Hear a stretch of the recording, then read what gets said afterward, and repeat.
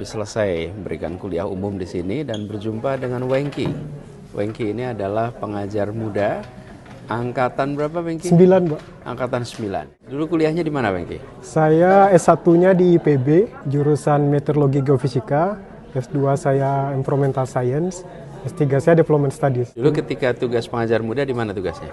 Desa Gudumbak, Kecamatan Langkahan, Kabupaten Aceh Utara, tahun 2013-2014. Ya, waktu itu saya sempat kunjungin ya. Sempat 2014 ketemu di Lok Sumawe. Nah, sekarang kerja di mana? Saya di KITLV, Pak, Royal Netherlands Institute of Southeast Asian and Caribbean Studies. Mengerjakan apa di sana? Sekarang saya lagi postdoc, mengerjakan isu political ecology di isu-isu pesisir dan pulau-pulau kecil di Asia Tenggara. Ya. Apa pengalaman unik yang Wengki rasakan bermanfaat ketika tugas di pelosok, lalu sekarang tugas di institusi global? Yang pertama sih mungkin grassroots understanding ya, Pak.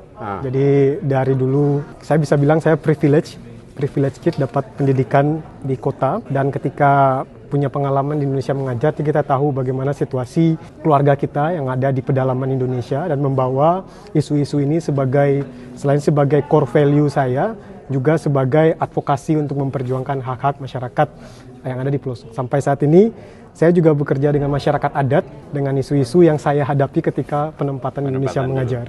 KILTV sendiri kan sebagai lembaga usianya lebih dari 100 tahun kan? Ya, 180 tahun. Ya, dan Anda sekarang melakukan postdoc. Ya. Sudah berapa kali postdoc? Ini postdoc yang keempat. Dulu saya selesai S3 2022, sempat di Kanada, sempat di Thailand.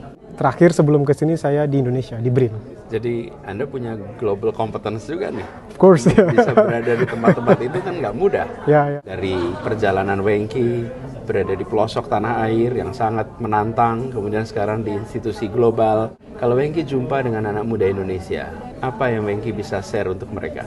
Yang pertama mungkin kemauan untuk selalu belajar dalam setting apapun ya, bukan cuma belajar dari segi akademik, tapi juga belajar dari situasi yang ada di sekitaran kita. Masuk juga belajar dari orang-orang yang mungkin tidak mempunyai hak atau akses untuk pendidikan selayak sama dengan kita.